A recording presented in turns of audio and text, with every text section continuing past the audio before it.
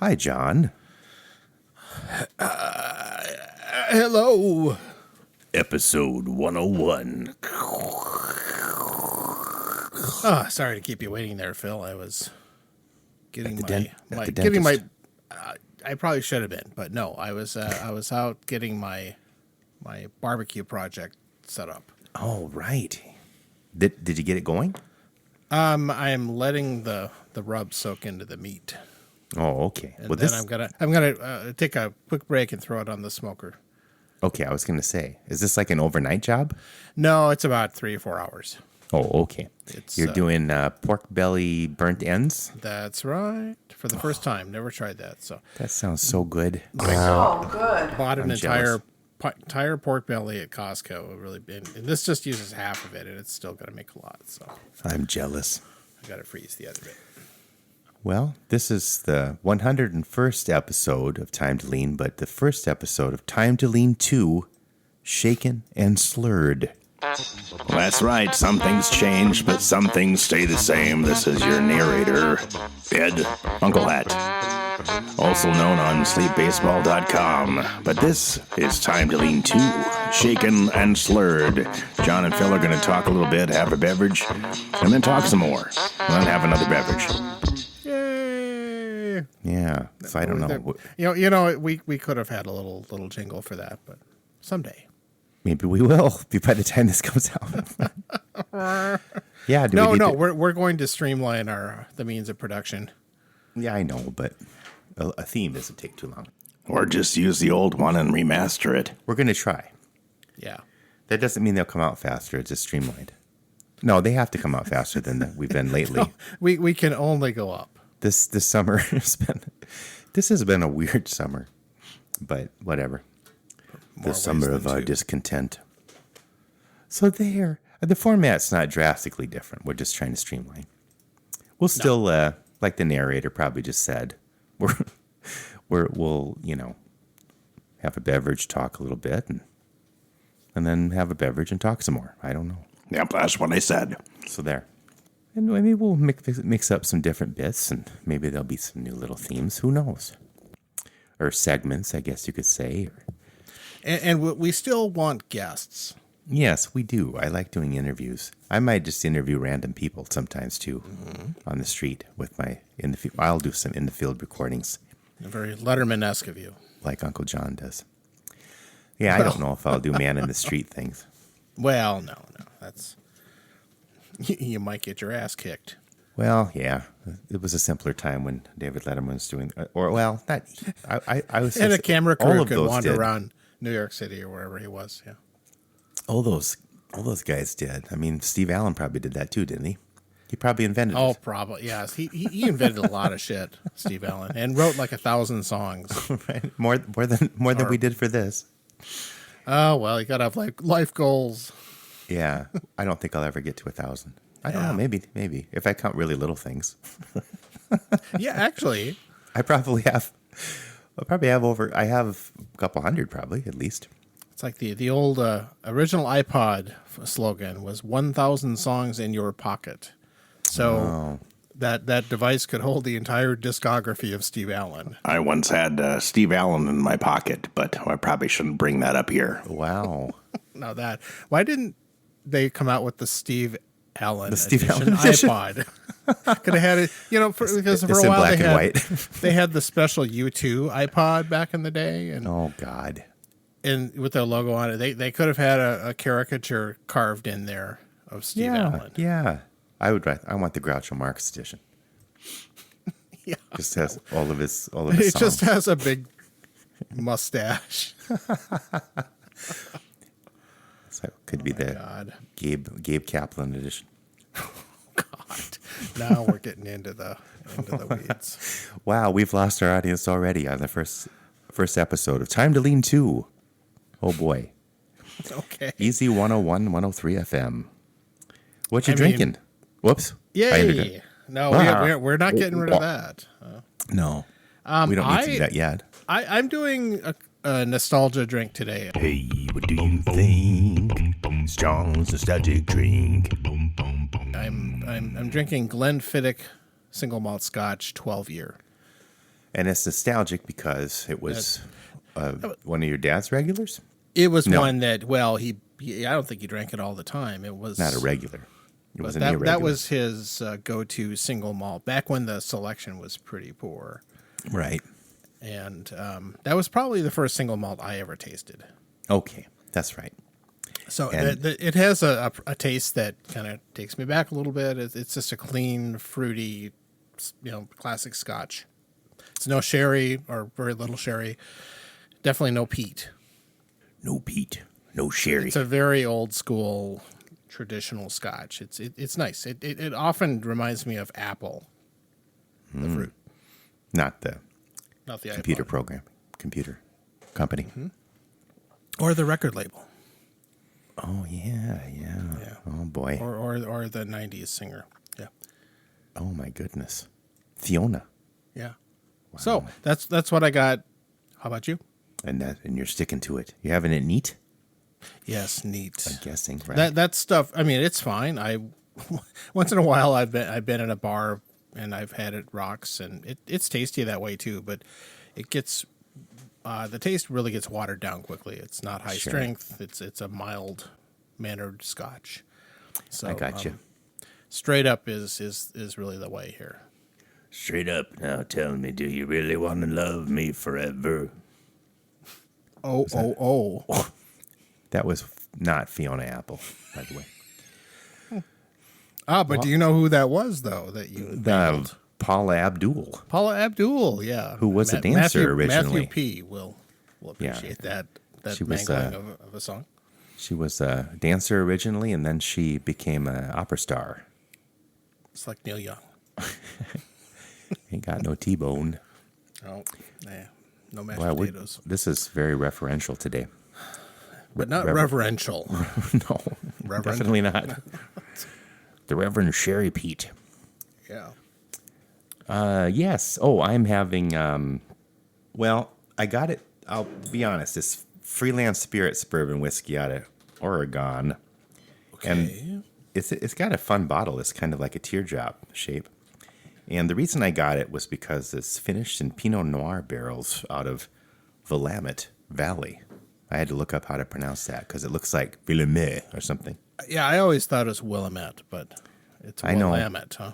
I guess that's what the locals say, according to the internet. I did my own research, and Freelance Spirits is out of Portland, Oregon, and Oregon Trail. I forgot how to pronounce that. And let's see, they have some fun gins. They'd have a Pride Edition, a Forest gin. I'd like to try if I ever saw it. It's got No, what, maybe pine even- needles and maybe even some mushrooms. I don't know. Sounds it weird. Unami. And they got a rye and a cask strength and a dry gin and a regular gin. Looks blue. Are they a sponsor today or no? I hope so. No, they're a woman-owned place. Anyway, it's I'm just having the regular bourbon, but I got it. The reason I got it was because of the barrels. Because my wife Jody's favorite wines come out of that valley, Willamette Valley, in Oregon, and so I thought I would try that. It's oh, here, I'll smell it. That's not right. I'll do the nose test. Is that what they say? Yes. After 100 episodes, you'd think I'd know. John tries to teach me things. Whiskey bullshit. It's the same stuff. John tries to teach me. I mean, I my sinuses might be a little messed up, but I'm definitely getting the alcohol smell. The best part, that ethanol burn Yeah. smell. That's kind of all I'm smelling. Sorry, folks, they're not our sponsor anymore. I'm sure there's other things in there. My nose is just messed up. Anyway, okay, I'll taste it. Oh, and I'm having it neat. Well, caramel. They'll say that, right? Yeah. Brown sugar kind of stuff. Yeah. Yeah, okay. Oh, don't have to take another sip.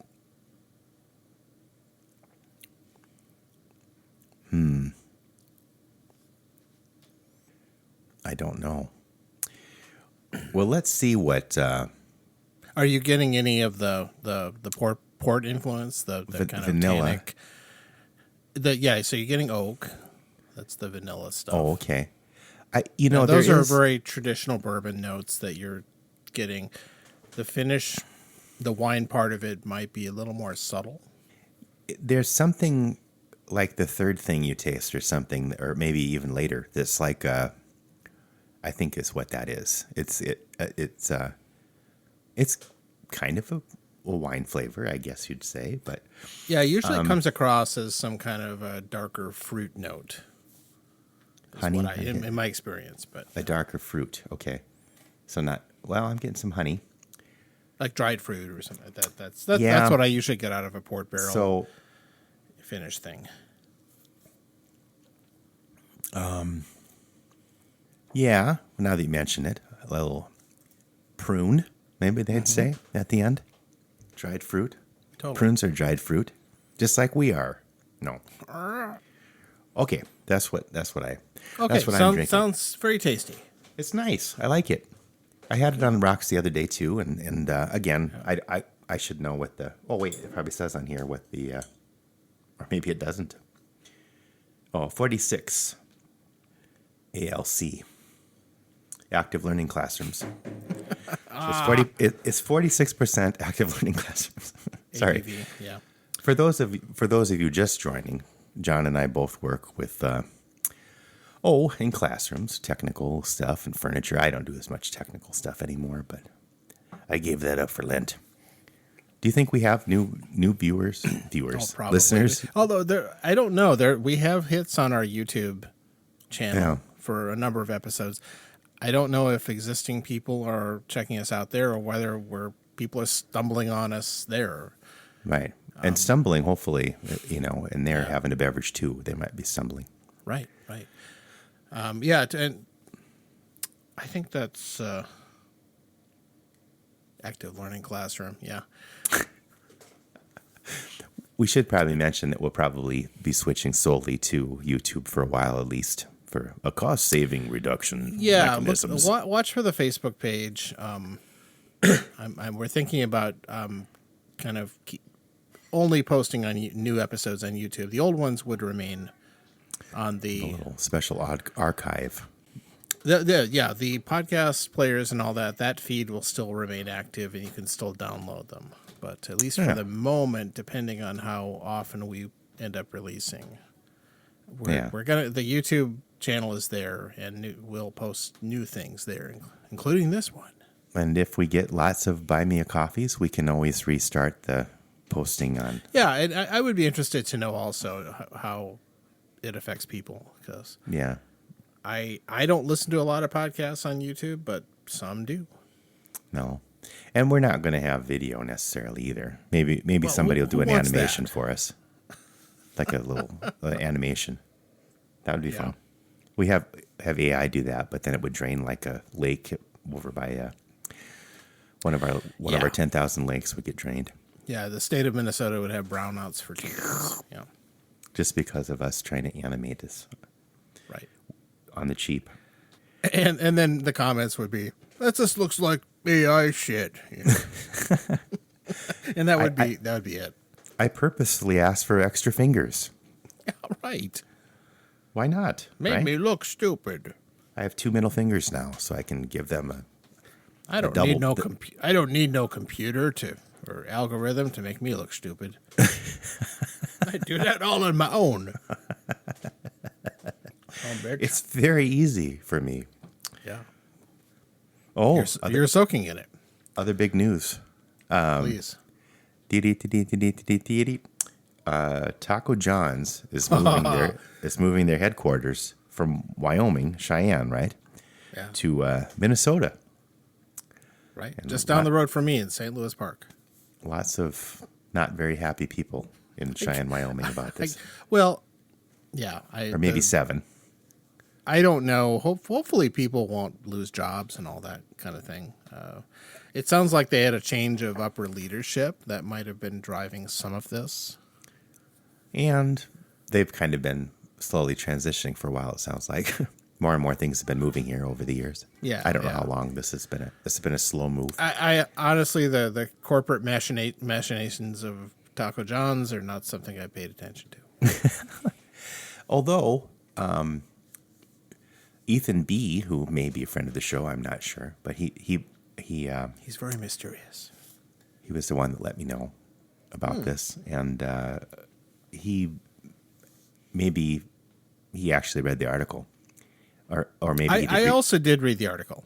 Did it mention that somewhere he found out that Minnesota has there are more Taco John's in Minnesota than anywhere else, or something like that?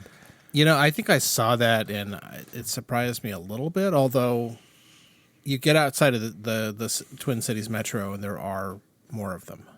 Yeah. Well, we always kind of complained that there weren't any around here anymore. It seemed like, but there are a few. Yeah, they tend to. They almost seem to do the corporate strategy of like Culvers. So there are a lot of Culvers in Minnesota. I'm sure most of you know about them, but they tend to mostly be in the suburbs and rural areas. Yeah. Although there is one in University Avenue, St. Paul, but that's kind of about it. Well, that area's had some issues over the years, more recently, but hopefully it'll have some comeback. But in general, that's so. Taco John's is definitely they tend to be a more suburban taste. And for those of you who have never listened before, John and I are, not just because it has the name John, but John and I are big fans of Taco John's, especially the one in Rapid City. That's the best one ever. Even though it's been torn down and rebuilt, but that's okay. Maybe it's not. It's like the old saying that we at some point talked about is the fact that the operating theory of Taco John's quality was that the further the way geographically you got from Wyoming, the worse the quality was. Oh, okay. And so they that kind keep of going. this tosses that all up. Maybe that was because that was the one we grew up on, but I've tried different ones, and it always seemed like. Is it still good there, even with the new building? Well, I've been there several times. It still seems really good. Okay, all right. Yeah, they're too good. Although, to be completely fair, the one here in the suburb I live in is actually pretty good too. Yeah, I like it. So, in other Taco John's news, not too long ago, Glenda P., friend of the show, mentioned that. I think she mentioned it to me, or maybe she just liked something I shared. I can't even remember anymore. But Taco John's was announced that they're bringing back the taco burger. But they never really went away at some locations. I think that was one thing that was an opt-in for franchisees. I think the one around here always had them, but the newest one I know of in the Twin Cities metro area in Eagan did not have those. But I wonder if they do now. But I'm trying not to eat gluten now, so I'll just eat the regular tacos fine. Yeah, sad. There you go. Yeah. So that's exciting. Yeah, big news, folks. And they're not a sponsor yet either, but maybe we'll go over to the headquarters over there and pick it. Bring back try and lobby them to bring back the original enchilada. Oh, yeah. To do. Yeah, well, we could do some guerrilla media campaign and get some sponsorship in the back door. That doesn't sound very good. All right. So as you can tell, John and I have lots of witty banter and some references and sometimes inside jokes. It tends to get less witty as we go along and drink more. Shaken and slurred. Hopefully it's still intelligible. I'm sure if you listen back to some of the older ones, they get a little sloppy at the end, but yeah. Okay. I need to take a quick break. Is this a break for the barbecue break? I need to go throw my stuff. Barbecue break. Wahoo! So I will be right back, and then we'll dive into something heavy. Oh, well, won't be that heavy. Yeah. It's not heavy, man. It's my brother.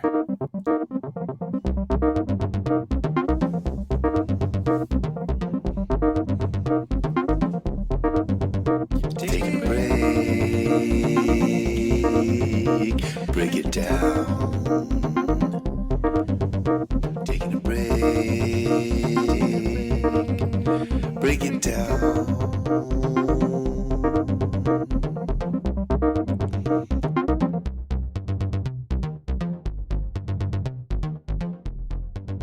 Well, maybe I'll have some more Freelance Spirits bourbon whiskey. We got started a little early today. It's not quite day drinking. I guess you could call it that. 3:30. I don't know. PM, not AM, I should say. That's nice. I guess I don't have to talk the whole time he's gone. Sorry, folks. This is not that interesting. Although it might be the best part of the show. It's hard to tell at this point, this early still. My voice sounds very tired. I've been singing a lot lately. Singing bass in a quintet called General Eclectic. And I'm going to be start up the Apollo Club, men's chorus, again pretty soon. We're going to get ready for our fall concert.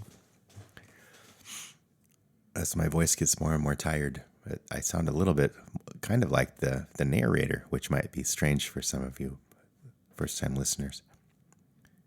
I like to imitate the narrator sometimes, Ed. And Ed Uncle Hat is also known on the sleepbaseball.com. Go check that out. He does some ads on there. Good stuff. I'm part of that with Mr. King. I did the fake ads. And Mr. King does the play-by-plays.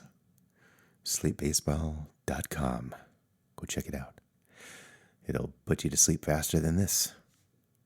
Time to lean to. Shaken and slurred. I'll edit this out. That's an inside joke, too, because a lot of times John and I say something and then we'll say, I'll edit this out, and then we don't.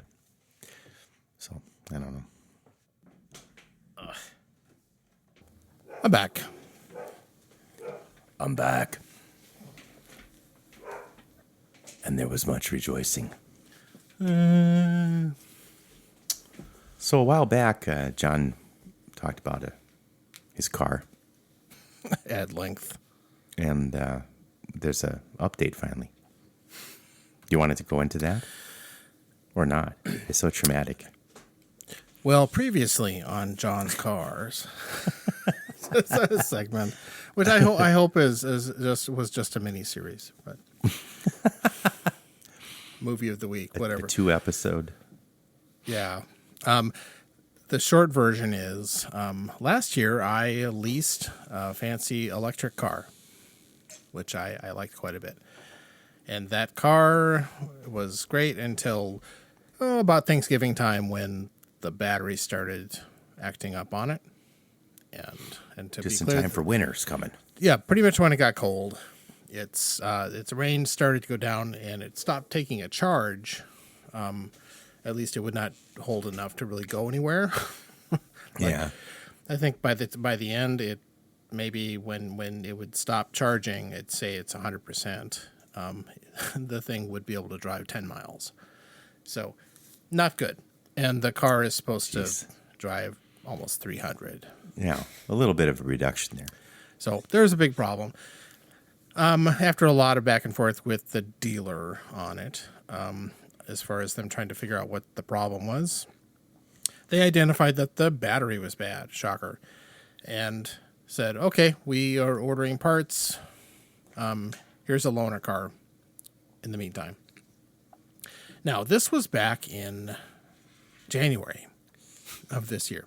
Of 2025. I bought it last 2025. a little over a year ago. Yeah. So the car goes in, and I think, okay, that's good. They're going to replace the battery. That sucks, but still, it's not like I'm going to pay anything for it. And then nothing happens. And nothing happens. Time goes by. And eventually, they say it's back ordered. And by that time, I'm way blown past the our state lemon law, which says if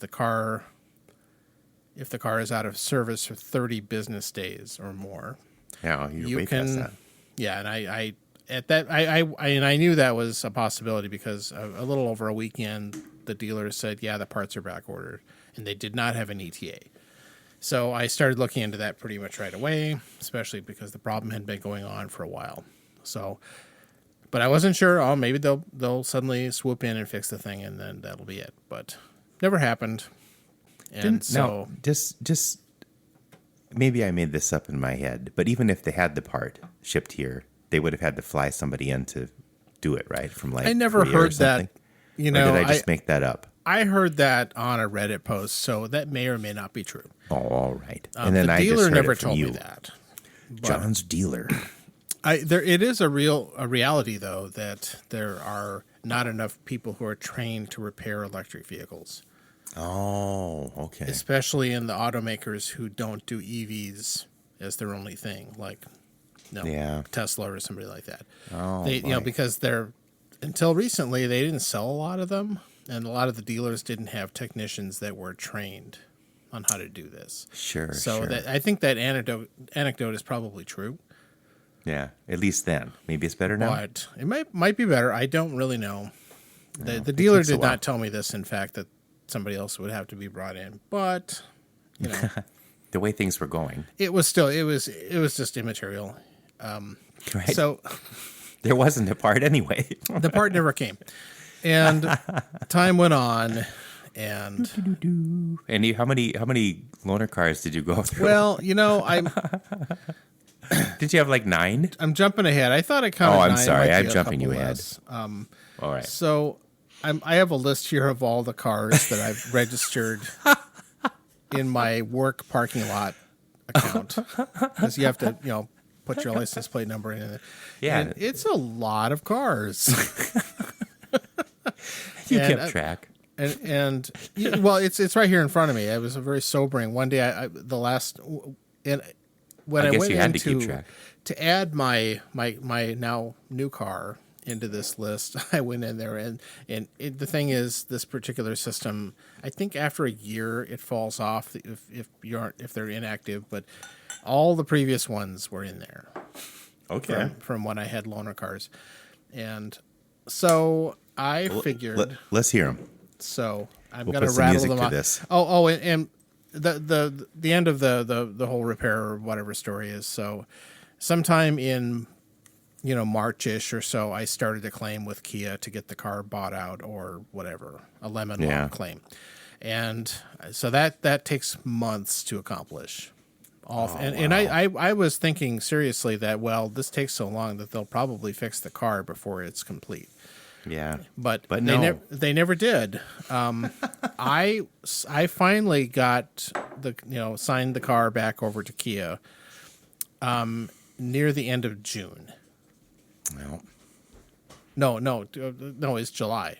I'm in the wrong month. It was July 20th or something like that. yeah. So But that was the final date where I handed the keys over and I'm done with the car. That's how long this all took. And at that point, when I went to do that, the car was still at the dealer, unrepaired, after all that time. and they needed to check the mileage or something, right? Right. So the auditing or people who handle the transfer had to verify the mileage on the car I was turning in, and we couldn't get the car open because the battery had been dead so long. Because that car has those pop-out door handles, that. Oh, this is perfect. And it was so perfect and very symbolic of the whole ordeal. Now, how did they get in? Somebody knew how to do some weird trick. These cars all have a kind of a manual way to get in. I mean, that would be really stupid to not have any way to get into the car. Because the thing is, it's the 12-volt battery in these cars that provides the power for the locks and the windows and things like that. Okay. And that was dead too. Sure. So everything's dead. But that thing is usually dead, under the Jim. hood. Right? So how do you get access to the hood? You get into the car and release the hood somewhere. So there's a real problem there if you don't have access. So there is a little mechanical key in this hidden area where you can put it in to unlock the car. But it's like only a dealer key kind of Well, thing. no, You couldn't get a key, could you? No, my key had it, actually. I just didn't know where the little the hidden compartment was. Okay. And Well, it's on the internet somewhere. Yeah, People could yeah, still I steal coulda these Googled it. things. It's like, let them deal with it. It's their problem. Yeah, I wasn't no, gonna I go know. look it up. And so but after they have to go inside, they had to find somebody in the service department who happened to know how to do it, and so Jam. that was it.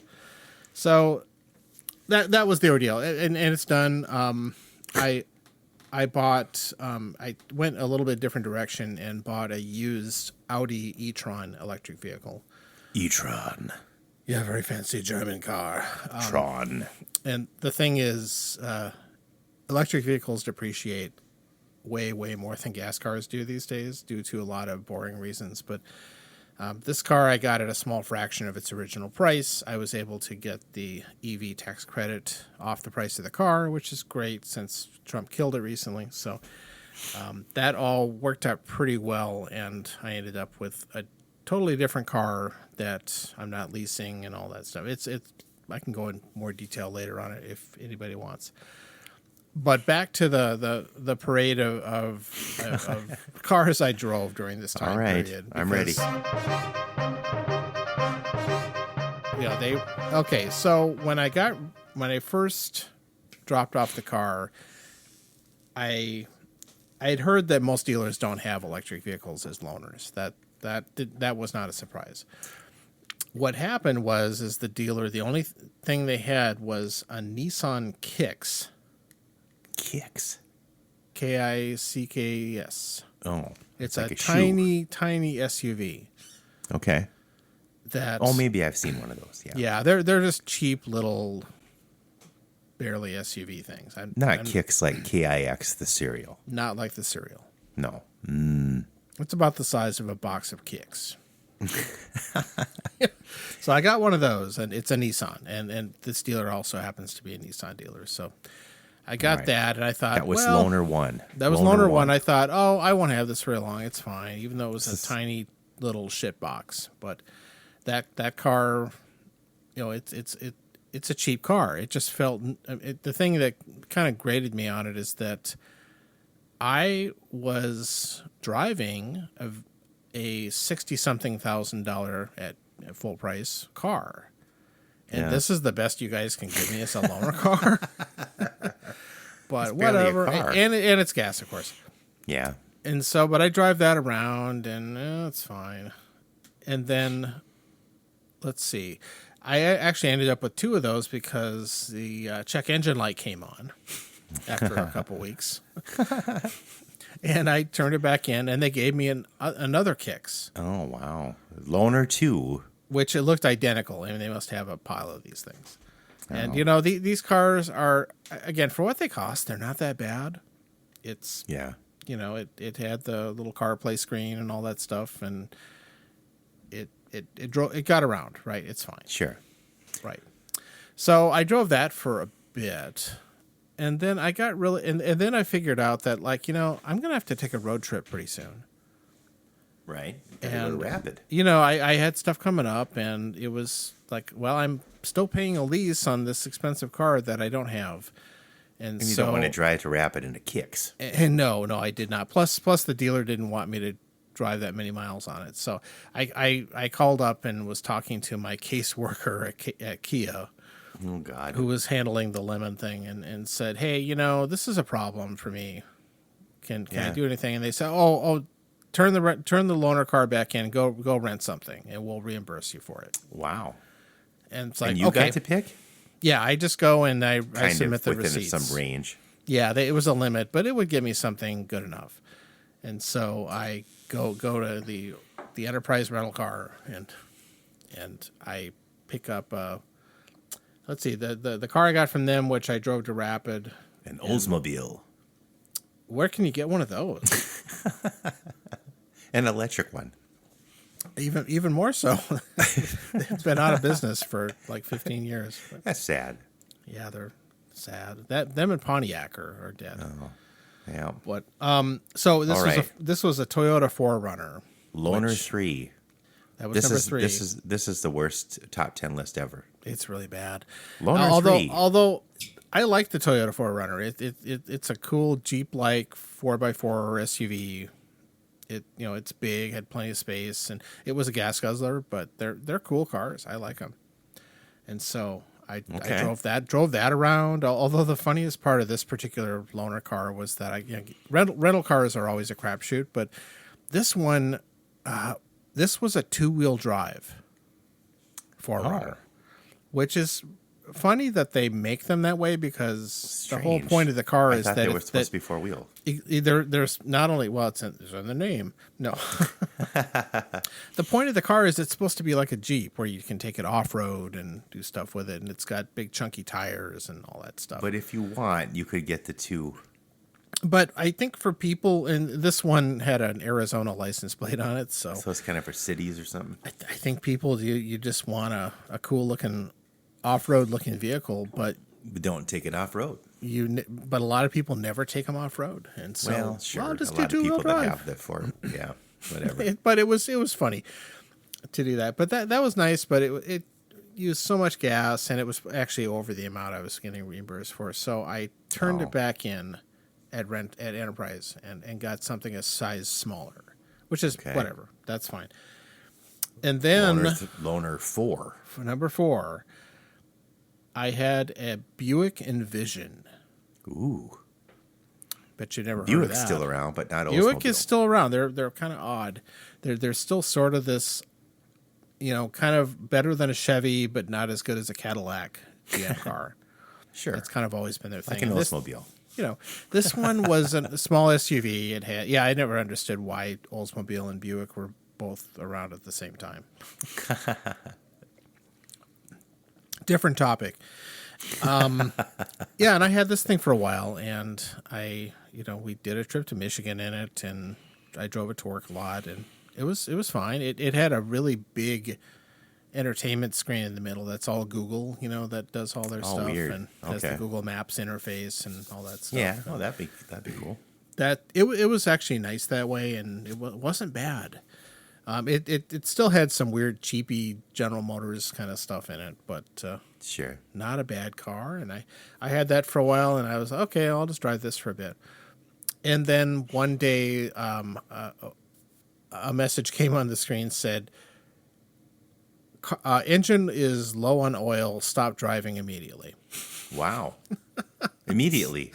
Yeah, like a low. It's probably a low oil pressure. Yeah, but that seems pretty. So, jeez.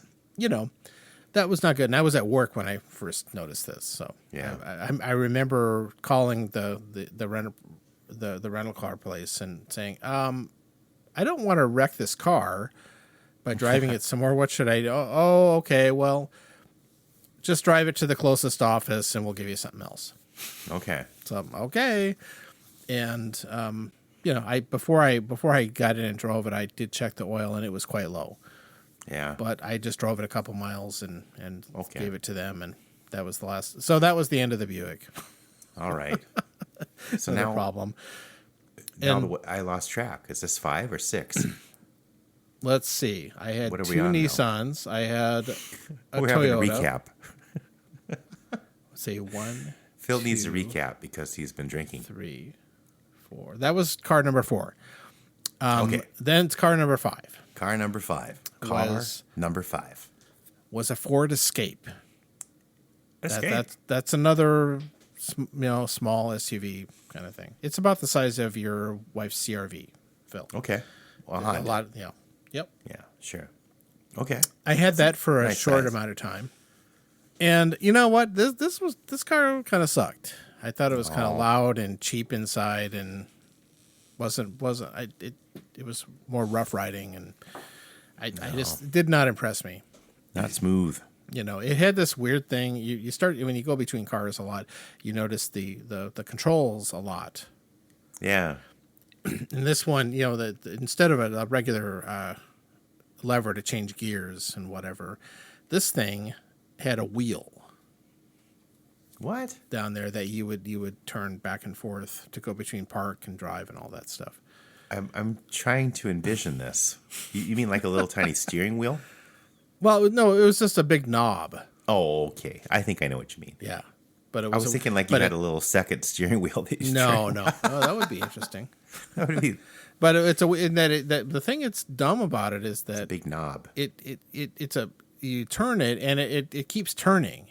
It doesn't, it's not like when you get over to reverse and then it doesn't go any further. This thing just keeps moving. It's really, you really have to look at the display to see what gear you've switched in. Oh, weird. You can't do it by feel.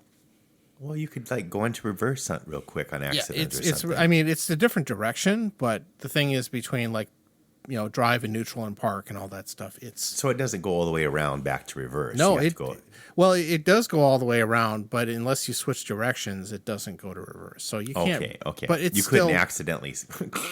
It's still really dumb. I dislike that, and I only drove the car for like 3 days.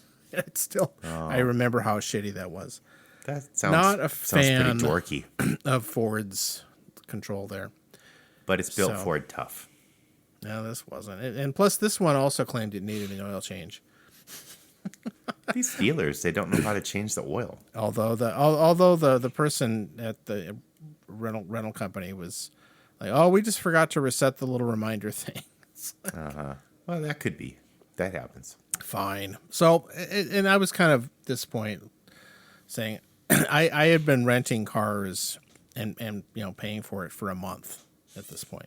And going back and forth and plus paperwork and signing things. So I finally, let's see. Then I finally called the dealer back who has had my car and let me speak to the manager. And because I Karen. it was kind of a Karen thing. And finally, after some phone tag, I got a hold of the guy, and then he was on a boat. He was apologetic and all that, and that's fine. And then said that, oh well, we'll fix you up with a better car if you come back as a loaner and you can drive out of town and all that stuff on it. You don't need to rent. It's like, well, that would have been nice to have been offered in the first place. Yeah, But, sure. okay, I'll take You it. didn't So talk to the manager. I guess I had to be more of an asshole, but So persistent. I went back to the dealer and after getting rid of my rental car, and they gave me a Kia Telluride. Oh, So that's car number 6. Telluride. Yeah.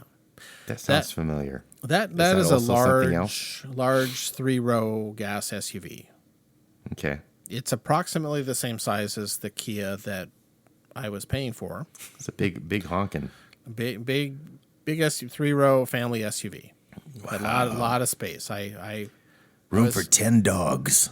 It probably would. It's massive. And that's cool. At least I'm getting a car somewhat comparable. Similar, yeah. So, okay, great. And then Wait, this is loaner 6, right? Yeah. Okay. Okay. For those of you keeping track in the audience. And I got that and drove that on some trips and drove it to... I mean, the thing is, you're in a situation like this... I made it a point to drive the shit out of all these cars because why not? It's not my car. As is your way. Well, why would I put miles on the car, my other car, which, You're just driving around for just no reason. You're just making up stuff. No, I'm playing. I could, but I made it a point. I always took it out of town. I drove it to work a lot. It's like it's free miles because free miles, man. Either I'm being reimbursed or Kia is also paying for the loaner car. So I'm just going to do that. And I drove so many miles that after the way that car dealers, loaners work is they use new cars for the loaner. So this was a 2025 car. But after a certain number of miles, in order to keep them as a certain type of, to be able to sell them, I think they can't have too many miles on them. Right. And so basically I got to a point and my, things were not done yet. And so I had to turn this Telluride in and get another one because I had put too many miles on it. All right. So they gave me another Telluride, which is loaner car number 7. Number 7. Yeah.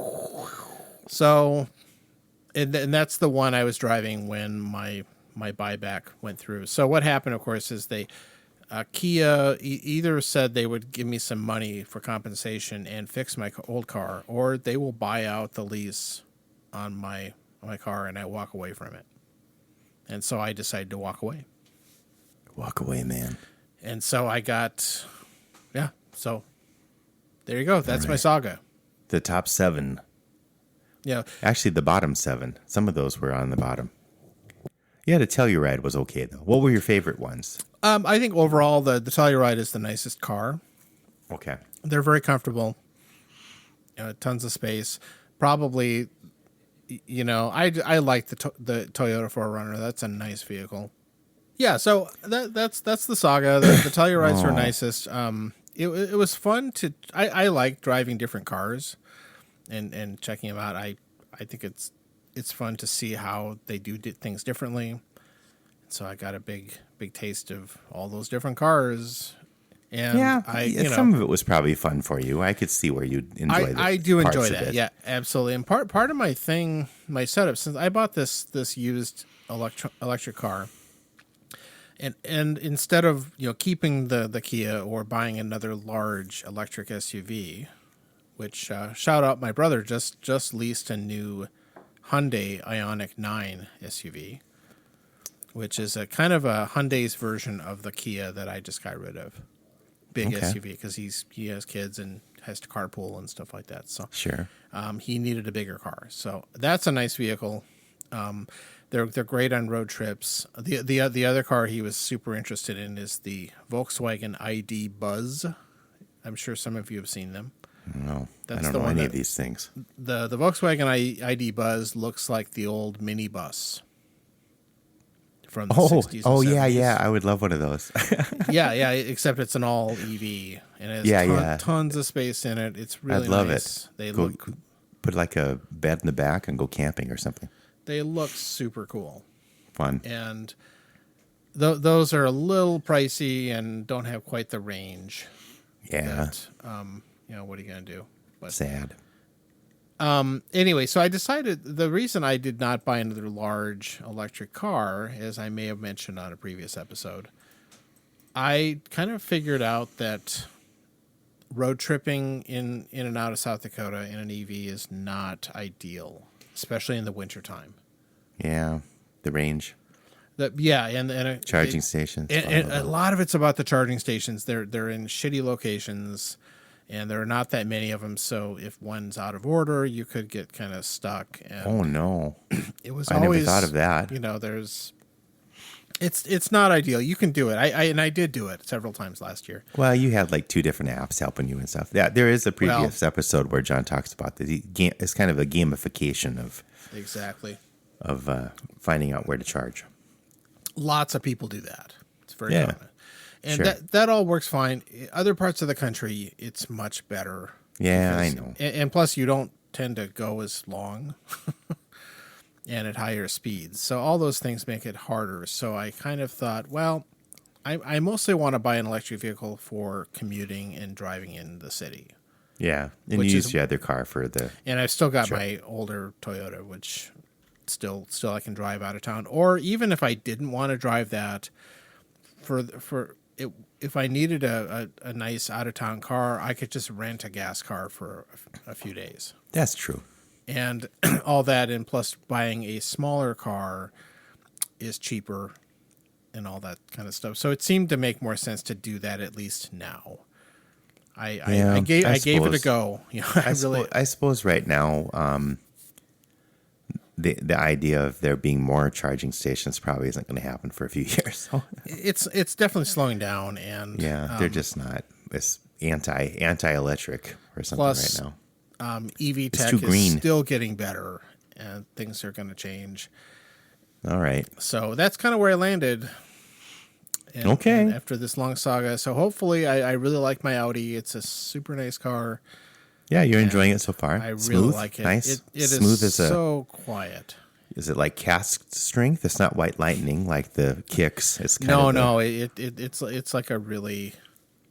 The thing is, it's kind of like a really good Crown Royal. It's just it's just all the rough edges with that velvet. It's got that nice velvet case that comes in.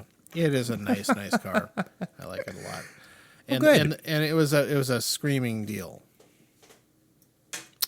based on all the stuff I talked about. So that's it. If anybody, leave us a note on the Facebook page or whatever if you're really curious about my thoughts about any of these cars. But there you go. I mean, even more boring mini reviews. More boring than talking about whiskey even. Oh, well, your mom will be, I don't know, she'll be torn. Thing is, she's already heard all this, I think. Oh, sorry, probably. Mom. Yeah. So there it is. Friend of the show, Deb K. Deb K. And John's brother is Rob K., friend of the show, who we haven't interviewed for a long time. Rob just got his second EV. Well, I suppose if we're turning this into a whiskey and EV show, no, I'm just kidding. We should interview him at some point anyway. Yeah, we haven't had him as a guest for a while. It's been a while, yeah. And I am going to be driving. Though. I am going to drive my EV out to Rapid City next week. But I'm going to try it out. I'm going to try driving it out there, and because you could bring a generator. It's just me. So if I have to stay at a EV charging station longer, then you don't have your dog and stuff. Well, I actually will, but she won't complain about it. No, dogs can pee on the EV charging station or something and short it out. They don't care. But plus, it'll still be warm weather, and that's fine. But yeah, I don't want to have to drive it out there at Christmas. So no, well, we'll have a little on the next episode. Yeah. We like to have little John's little RC update, Rapid City updates, Rapid City, South Dakota, I should say. Yes, I'm going out there to help my mom recover from knee surgery. Knee surgery number 2. Yes. And then when she gets her third knee replaced, that will be interesting. It's like a third eye, but it's a third knee. It's bionic. We have the technology. My artificial intelligent knee. Yeah. Accessing. Well, before we wrap up, Phil, what have you been watching or doing anything interesting besides your your Million Man Choir or whatever? Yeah. Well, no, it's not. We need some more people, folks. Audition if you're listening, especially basses. I can't sing that loud. Well, maybe I'll put you on a speaker. All the bassists will need to be mic'd at some point. Let's see. Well, really, my wife Jody's got away from the political podcast. That was just too much, and she started revisiting the music of her youth. Has she ever listened to "Time to Lean"? That's not very political. She wouldn't. She tried to listen to us once. I get that a lot. We're an acquired taste. Some people really like our smooth banter. Other people don't. It may be a little clunkier today than some days, but that's fine. But we're back in the saddle. And for me, my music is 80s and like darker alternate new wave kind of things. But for her, she had older sisters and kind of grew up in an African American neighborhood, and her reference points are like 70s kind of R&B and soul and funk, some funk. And so she's been getting into just listening to that music more and making mixes. She uses YouTube Music, and I use Spotify, but we just got to be different. And but we started going to see more live music, concerts and stuff like that. So that's been a lot of fun. There's a place called the Minnesota Music Cafe over on Phelan in St. Paul, Minnesota. And it's been there a long time. It's kind of an institution, and it's a. Well, so are you. Ditto. Hey, 101 episodes. We should be institutionalized. And no, sorry. Go on. I mean, the bar part is kind of divey, and I couldn't really see the other part where you sat. You could sit and get food, I think. Well, you can, at the bar part we sat at, you could get food also. But the bar is kind of like a dive bar sort of thing, or it's just old. I don't know. And there's a kind of a darker, less lit area. and then a dance floor too. And so I actually did some dancing. We went to see this band called The Good, the Bad, the Funky. And I tell you, I don't know if people know this really. I think, but Minnesota is probably underrated, not just for John and his bass and the other musicians he knows, but really underrated for the amount of great musical talent there is in this city. And not just because of Prince. I mean, even before that. That's one of the reasons Prince was successful, I think, was because of all the great musicians out here. And this was like Funky Town, right? That was in Minnesota. Lips Incorporated. Great, fun group. I think John knows one of the trumpet player or something like that. Great bass, everything. And white guy guitarist, and he did a pretty good Purple Rain. I'm just saying, he was pretty good. That was a lot of fun. We saw a band called Urban Classics, also at the Chanhassen Dinner Theater, which I hadn't been to since came out here in college for when I was at SDSU, South Dakota State University Theater, and we came out to see some plays. We were some of the youngest people. I think the band was the only black people there, but the brass section were all white, and the one guy referred to them as their DEI hires. Nice. But so they don't always just do Earth, Wind, and Fire covers, but for this show they did that, and it was really good. I mean, we were like, do we see? Because Earth, Wind, and Fire was coming here to St. Cloud, and minus whoever's dead, I think. What's that? Oh, is guy's Philip name? Bailey dead? One of them is. He was one of the lead singers in it. White. Well, he's not white. Was that the guy that did? He did Easy Lover. Easy Lover with. Phil Okay, Collins. I never knew that connection. He was the Earth, Wind, and Fire vocalist. No, I had no idea what that guy was before. Okay, never mind. Yeah, Jody he had one solo album that was mostly propped up by that duet with Jody would know. I don't Collins. remember who else did in Earth, Wind, and Fire right now, but so we were torn, and I said, well, why don't we just go to the cover band, because the cover band might be better, because at this point it very well some of be. Yeah. some of the original members aren't there anyway, so there are people kind of covering it in a sense. But I don't know. We thought maybe we'd go to both, but we didn't. It was St. Cloud on a weeknight for a concert. Who's going to do that? Driving from the Twin Cities. But and we've seen some other things, some live music. Haven't seen John play for a while, unfortunately. I missed him at the Union Depot there in the Wall of Sound Depot, the Phil Spector room. Well, I'm going to be at the Eagles Club in Minneapolis next month. Okay. That'll be a good one. Well, make sure I know. I will let you know. Although it's on a Wednesdays, so that's tough. But Yeah, it could happen. But they have a good VFW like bar, so that's fun. Cheap drinks. Yeah, they are cheap drinks. It's good for you. There you Builds go. character. Yeah. All right. So that's my little thing. I haven't been watching a lot, but we started Boy and the Heron, which I haven't seen yet, by Zaki.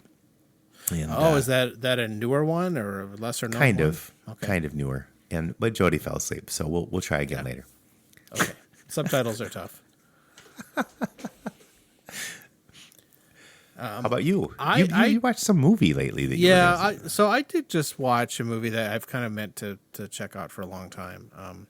That if we ever did a theme about post-apocalyptic movies, that would be Oh man. entry. Okay, well, heavy I'll stuff. jot it down, and we have some special guests for that. That's right.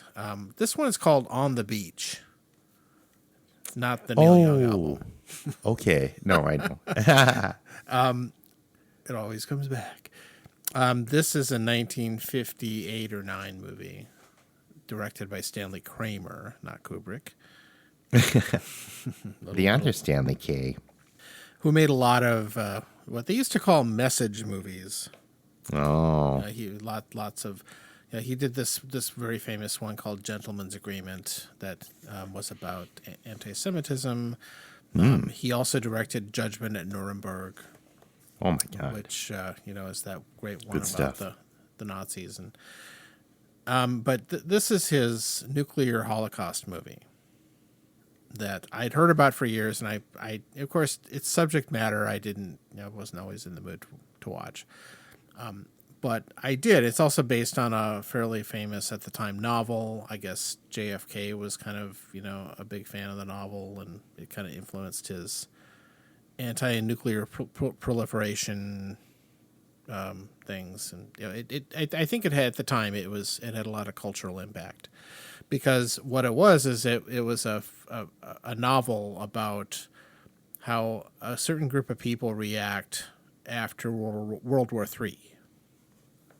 And so the setup is presumably everybody has nuked each other, and the only place on Earth that is not destroyed is Australia. Okay.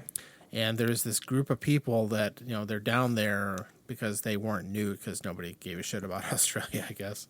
Well, They didn't even mention New Zealand, so who knows what was going on there. right. Nobody would have nuked that either. So the main character is this American submarine captain played by Gregory Peck.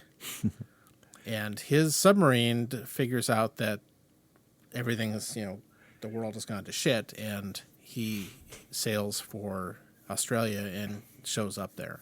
Okay. And then as basically comes ashore and, meets up with the officials there, and then it's revealed that, yes, Australia was not destroyed in the nuclear annihilation, but within a period of months, the winds and weather patterns and everything will bring all the radiation to them, and they're all toast too. Sure. So there's this kind of sense of like, yeah, we're all on borrowed time, and we're all going to die of radiation poisoning. Wow. Happy movie. I was gonna say, And so they should make it a musical. So it's obviously very bleak, and that's hanging over the whole thing. And there's some, as usual, it's kind of one of those things about how people cope under those conditions. And some of the side characters are interesting in it. There's this young naval officer played by Anthony Perkins, right before Psycho, who plays The role that defined him or ruined his career. Yeah, in a sense, it's hard to watch him in a movie like that where he's playing a relatively straight character. yeah. Doing that, and he has a wife and a baby daughter and all that stuff, and he has to have a hard talk about suicide pills and things like that. Jeez. It's really bleak. And so he's one of the characters. And then another one is this scientist guy played by Fred Astaire. What? The guy from the musicals. No, I know who he is. But and weird. It was one of the first times he played a non-musical role. It seems like a strange casting choice. Yeah, I don't know what the story is of why he ended up being cast in scientist. that, but he plays the scientist that worked on nuclear bombs. Good for and him. stuff like that. So he's kind of the explainer and the Right. the guilty Exposition conscience. And it is very, very, he's drunk all the time, and it obviously feels very guilty about the fact that, Huh. this, it's kind of the Oppenheimer guilt thing. They couldn't get Bing Crosby to do it. So That would have been weird. I'm kidding. They have a musical number, yeah. On the beach. I'm And, drunk on the beach. Ava Gardner is the kind of the lead romantic interest for Gregory Peck. She's this kind of emotionally disturbed middle-aged woman who, there's a lot of character stuff. Okay. And then the plot kind of they cope with things, and then the submarine, they pick up a radio signal from San Francisco or somewhere in California. Yeah. And they think, oh, there's somebody still alive there, and then so the main characters all get in the submarine and sail there to try and find out what's going on and investigate. And Okay. Maybe the weather pattern's better there. Or something. yeah, that's the thing, and so I won't say any more about it, but the thing, it's Spoiler a very alert. bleak movie, and it kind of amazes me that it got produced in the first place, because It's Wow. very, very bleak. It does not have a happy ending. 1959. It's just really, really something. Huh. Yeah, interesting movie. Parts of it are really well done. It's kind of a mixed bag, but very interesting movie. It seems like studios or whatever were taking some more gambles or risks There or must something have at different been times. some. That must have been like, I don't know. Yeah. Fred And Astaire said, "I'll pay for it if I think could be the well, scientist." Kramer had some hits under his belt at that point. I think he had enough clout to get the movie made, but Oh, right. it's He still, he you know, cashed the check, I guess. I think a lot of time, the whole time I'm thinking, why would anybody go to this movie? It's so depressing. And I think it was just, it was such a new thing, and it was a way to introduce the concept to people. Again, at the time. Yeah, I mean, And the post-apocalyptic thing is so. There's so many things like that now. And the thing is, it was also kind of laid out in very frank terms. Like, it was not in a sci-fi movie or something. Like Godzilla is always considered one of the first nuclear apocalypse message movies. Okay. But that at least has, you know, a weird sci-fi element to it. But yeah. this was one more- is more much real. more, you know, it's in black and white. It tries to play things pretty straight. Gritty. Yeah, Little yeah, gritty. and yet it's also a little soapy in that there's this weird Oh, love affair and stuff like They that. got to So have this romantic thing. I think that was kind of it, but it's also, it has a point to it. It's not just there to bring in the ladies. So. It sounded like it was a little, out there, but they didn't have the love affair between Gregory Peck and Fred Astaire. That would have made it more. Well, no, or in that case, it would have been Anthony Perkins because he actually was gay. But yeah. Oh. Well, they all could have had some submarine sex. Hijinks is a better way to put it. Sure. Yes, frolics. Periscope up. So that's what I watched recently. Yeah, I didn't know Anthony Perkins was gay, or I forgot. I believe he was. Yeah. Well, maybe he was a swing hitter, Yeah, I don't. whatever the phrase is back then. Switch hitter. Switch hitter, sure. Yeah. Swinger. So that was the most notable one. We've watched some other stuff. We finished some other series and Okay. this and Well, that. we'll but, hear about them next time yeah. There are definitely things. on I'm trying to- episode 102. 102. The sequel. Yeah. Well, we did it, I think. Yeah. We might even have a new logo. I'm working with my brother Blake on that part. Yeah, because he does really Have a new logo. Yeah. Okay. We're excited. All right, folks. All right. Thanks for sticking with us. Episode 101, We'll get this going somehow. the first episode of Time to Lean 2, Shaken and Slurred. Yeah, and if you want to do the old cup of coffee thing, fine. Yeah. There still it's are there. some You costs know where to involved. find it. Thanks, And it's everybody. linked. Bye. Good night.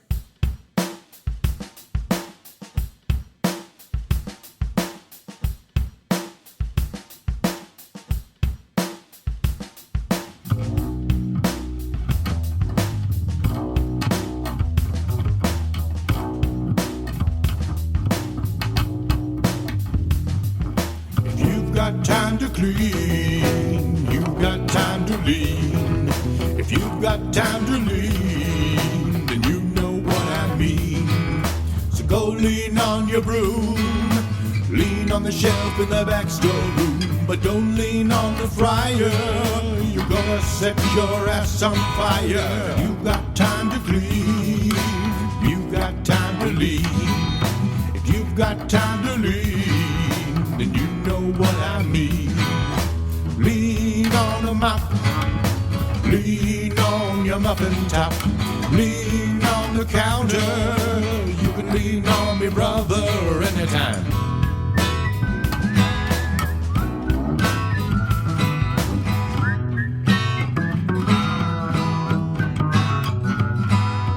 You've got time to clean, you've got time to lean.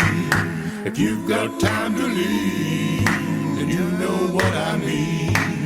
If you've got time to clean, you've got time to lean.